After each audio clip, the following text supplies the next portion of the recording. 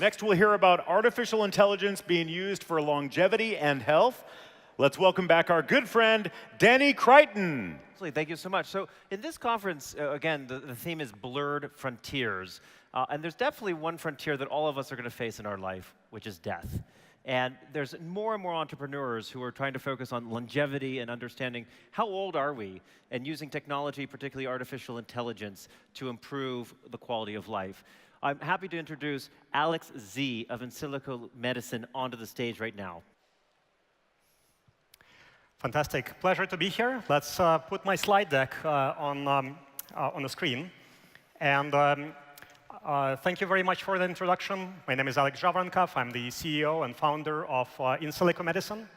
We are a big data analytics company applying artificial intelligence to aging research. And we also do drug discovery and biomarker development. So before I tell you about what we have achieved over the past few years, I would like you to go deep and ask yourself one question. What is important in life? And what is important to you?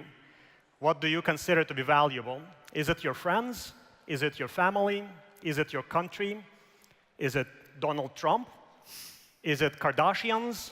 So all those minute events that transpire during your life, they are distracting you from a big picture, from the big elephant in the room. And this big elephant in the room is aging. So we are evolutionarily designed to advance in our life, to grow up until our reproductive age. We reach the reproductive age, we reproduce, we care for our young, and then we reach our peak, and we gradually decline and ultimately die. And our psychology is already pre-programmed to accept that, so we don't try to fight back. We receive aging as something as given. So I don't want to be part of that crowd that accepts that. I think that we need to extend healthy, productive longevity right from the peak, and instead of declining, at least keep it at the same level, or even look at continuous improvement. And I might not be a great speaker, and I might not be a great scientist, but I am religiously dedicated to extending healthy longevity for everybody. And I'll explain why. There is a term in healthcare economics called QALY, quality-adjusted life year. It's a year of life that you get in a healthy, productive state. So if you are doing aging research, and if you generate one QALY for everybody on the planet, you generate 7.5 billion QALYs. So this is the most altruistic endeavor you can undertake. And now I'm going to switch gears into how do we engage in aging research. So I believe that aging research needs to be credible. So you need to publish in peer-reviewed journals. You need to gain the approval of your peers. You need to present on scientific conferences. You need to work with the pharmaceutical companies and consumer companies and work within the realm of credible. And I think that the aging research needs to be sustainable. So we wouldn't have the internet and the mobile revolution if we didn't sell the product of our research. So we need to ensure that the money that are generated from the fruits of this research go back and produce valuable research again. So you recycle the funding. So one of the technologies that can help us advance aging research forward immensely is artificial intelligence. And the word has been around for a very long time, since the 60s. And there is a lot of hype nowadays in AI. So everybody who is doing Excel is calling themselves a data scientist, and they are doing AI. But the real credible revolution in this field comes from the field of deep learning. There, deep neural network already surpassed human accuracy in image recognition, voice recognition, autonomous driving, and you've seen what Google has showcased in terms of autonomous assistance. So this is a very credible technology, and only last year and this year, the big pharmaceutical companies started thinking about this technology and partnering with companies like ours or building internal expertise. The pharmaceutical industry is one of the most inefficient industries on the planet. Think of Uber. So they are revolutionizing and evolving the transportation industry. Imagine if in that transportation industry you couldn't get from point A to point B 90% of the time. And that's what's happening in the pharmaceutical industry. So 90%, over 90% of the molecules that have been tested in mice do not translate into good human drugs. And we are here to disrupt this industry first, and then give you confidence that now we can actually develop actionable interventions to reverse aging. And this is a huge industry, $1 trillion, $150 billion in R&D spent a year. So there is a lot of money to be made to be reinvested into aging research. And that's the goal that I set for myself and my team. So what we're trying to do, we're trying to develop an end-to-end pharmaceutical drug discovery pipeline where we start from building signatures of disease and also signatures of aging, and then looking for actionable targets within those signatures. So something that we can target with small molecules or other interventions. And then we have the generative model, which generates novel molecular structures with specific characteristics that bind to those targets. And then we can sell those disease molecule target associations to pharma. We have one other venturous project that doesn't work very well yet. It's the predictors of clinical trials outcomes. So we try to gather all knowledge available about the molecule and something that is not even available. So we generate this knowledge to try and predict whether it's going to pass the clinical trials in humans or not. And we also try to publish a lot. So if you take a picture of the slide, you can go and take a look at some of our recent publications in pretty good journals. And there are many more on PubMed. It's kind of a Google for research literature. So AI definitely helps advance aging research. But aging research also helps advance AI, and I'll explain why. Because one of the problems with the deep neural nets is that they are very often not interpretable. And there are lots of data types available about the human. So there are some very abundant data types like pictures, blood tests, videos, social feed, medical imaging. And there are very valuable and very expensive rare data types like transcriptomes or genomes. I think in this audience, not that many people have their transcriptomes or genomes sequenced. So what we did, and that's kind of our claim to fame, is that we started using age as a universal feature that everybody has. Not everybody has some kind of disease, but everybody has age. So we use aging as a staged disease. And we predict your age within any data type that is available to us, even some of the data types that are not yet known. And the deep neural networks learn the most biologically relevant features that contribute to the accuracy of the prediction of your age. And later, we can extract those features from those deep neural nets. If it's blood tests, we can get blood test results and see what we can target to make you look younger on a blood level. If it's transcriptomes, we can find actionable genes. If it's medical imaging, we can see maybe your bone density can be tweaked to make you look younger. And this got us into another field called human life data economics. So you know the central dogma on finance. $1 today is worth more than $1 tomorrow. So we want to do the same for data, for human data. And not in the context of advertising, but in the context of health and longevity. So we want to understand what kind of features you can get from the blood tests and from pictures and from the genomes, and how you can combine those features to really build the health trajectory and longevity trajectory for everybody. And we recently partnered with a very famous scientist out of Harvard, George Church. His project is Nebula Genomics. They're a blockchain company. So they are putting human data on blockchain and going way beyond GDPR, which allows you to actually control your data. Here, you not only control your data, you can also profit from data. So you become a shareholder in your data.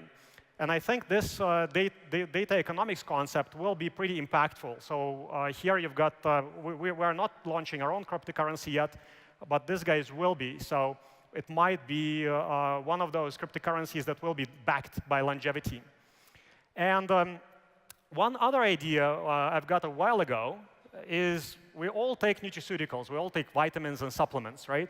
So why don't we use artificial intelligence to predict what molecules that are safe and might be effective, and you are taking them anyway, may target senescence pathways?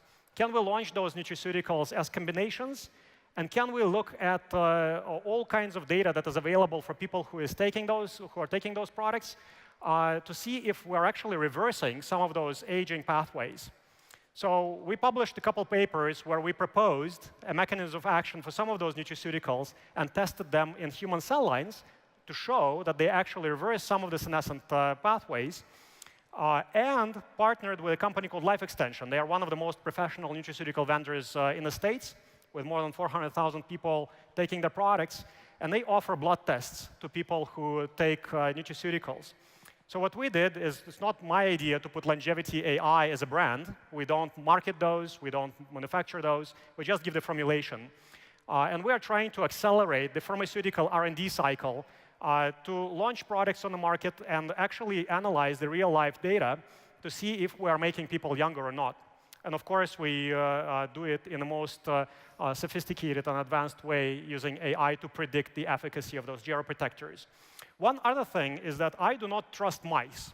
So a lot of scientists like to sacrifice a lot of mice to get to the point that they are trying to make or to discover something new. So mice are not humans, and that's why there is such low translation rates from mouse experiments into humans in clinical trials, because we're trying to do something to a Model T car and extrapolate to a Tesla or to a Ferrari. We're already very advanced.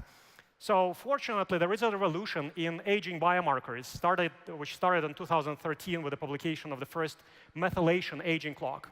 So we can now track aging on multiple levels using multiple data types and see which data types are more biologically relevant, so related to mortality or to aging processes, and whether you can see it to believe it, and what we can reverse nowadays using various interventions. So what we have developed at Insilico, we developed a system called Young AI, which allows you to track aging at every level, to predict your age at every level. We even want to smell age at some point of time, because as humans, you do that. You can smell an age group, at least, from the child to middle-aged to old.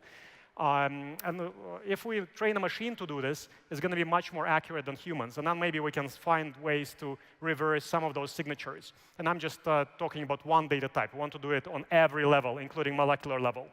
And right now, I'm going to show you a demo. Paulina is going to assist me. Paulina is the researcher at the University of Oxford, who actually co-authored and was the first author on some of the publications, most impactful publications we have in aging biomarkers. Can we show my screen? So I'm going to log into the Young AI. And it gives me my predicted age over time. So I actually do it for a very long time. That's not something that you should be doing. You should be doing in a more clinical setting. But I travel too much, and I have no other choice. And what I'm going to show you is a predictor on age on pictures. You know, a lot of cell phones nowadays have this kind of functionality.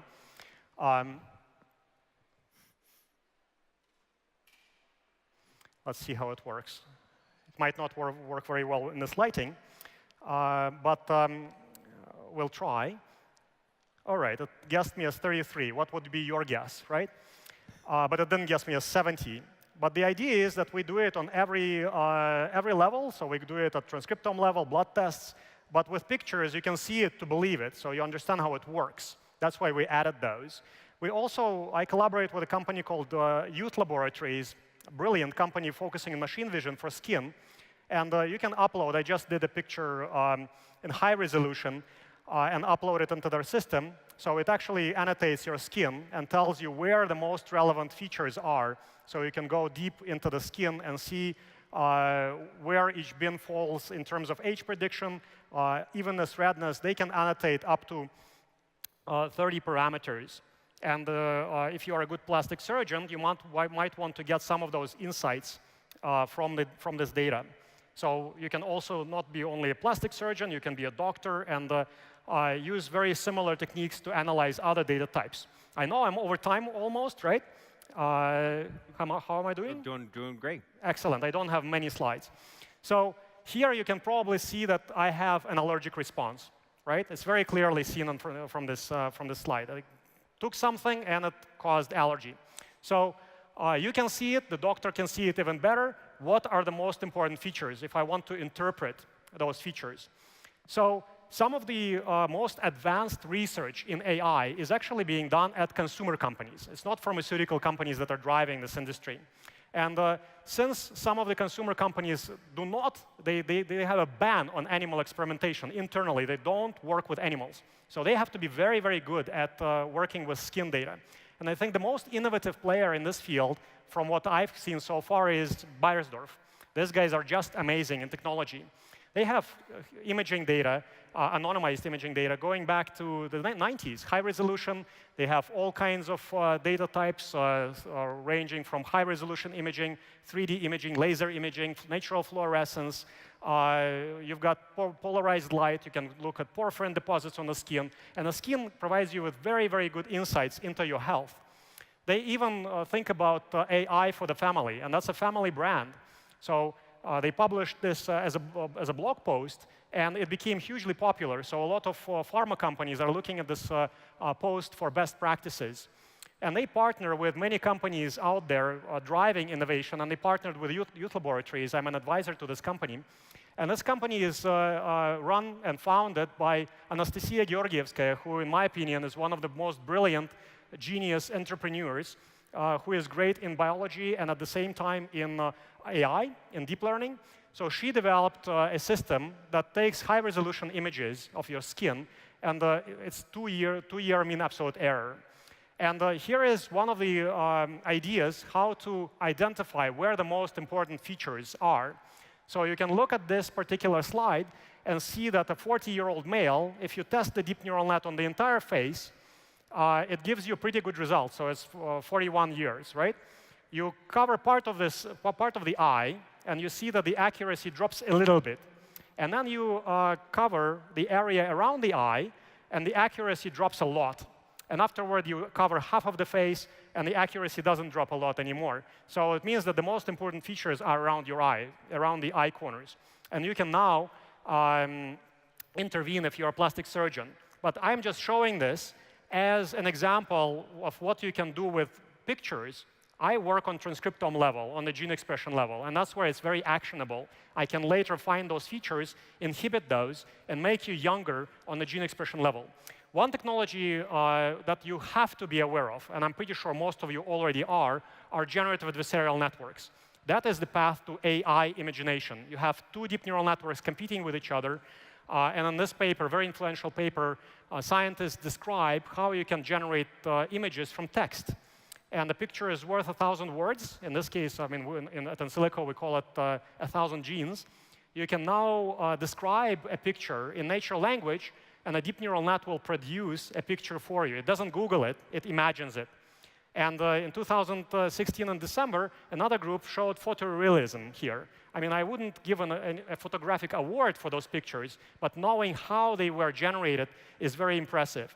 So what we did at Insilico, we're actually using this technique and also reinforcement learning, a technique which was used to outperform humans in Go games, to generate novel molecular structures in chemistry space, because that's where you have a lot of training data, with specific properties. So molecules that bind to a specific target, but at the same time have good solubility, bioavailability, they are specific to a molecule, and they have minimal side effects. So I think this is going to be the most revolutionary technique that we have come up with, and we're going to announce that this summer. And another area where you can use GANs is generating new synthetic data. So nowadays, there is a lot of questions about data privacy. But you really need to have a lot of data to do medical research. So what if you train on millions of people, and then you generate new people on every level? So on images, so here I can basically make myself younger or older automatically. I can do this on transcriptomes and blood tests and any other data types. But on pictures, it works very well just to visualize it. So you see that I'm younger here. And we can identify most active and most actionable features that can be targeted to make you look younger on blood level, for example. And again, I just want you to think about what is important. And I think longevity is the most important thing in life. Because if you care about your family, if you care about your country, you need to contribute to the field, and you will contribute to your relatives and to your country in the most impactful way. It's also the major source of economic growth. Because if we reduce healthcare spending in late life, we are going to really reduce the burden on the economies of the developed countries so they can support the developing countries. So thank you very much, and I would really like to have a discussion right now, if that's possible. Thank you. Please sit down. Go over there. Here, wherever Oh, you want to go. I can probably stand there. So Alex, that was fantastic. I think it's truly inspiring to see some of the new capabilities that we're having in the biotech space. Two quick questions, because we're going a little bit over time.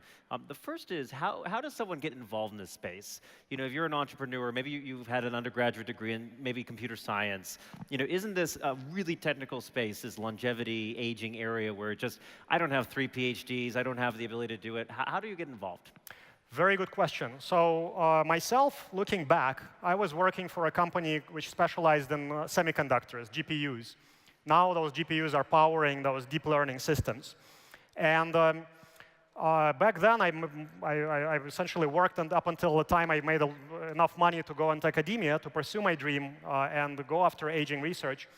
But right now, looking back, I shouldn't have done that. I shouldn't have done my master's and a PhD and really went the whole 9 yards.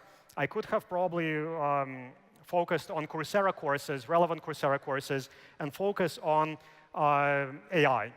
So right now, it's basically, for me, it's pretty much a comeback. So I did this 15 years in biotech, and now I came back to AI.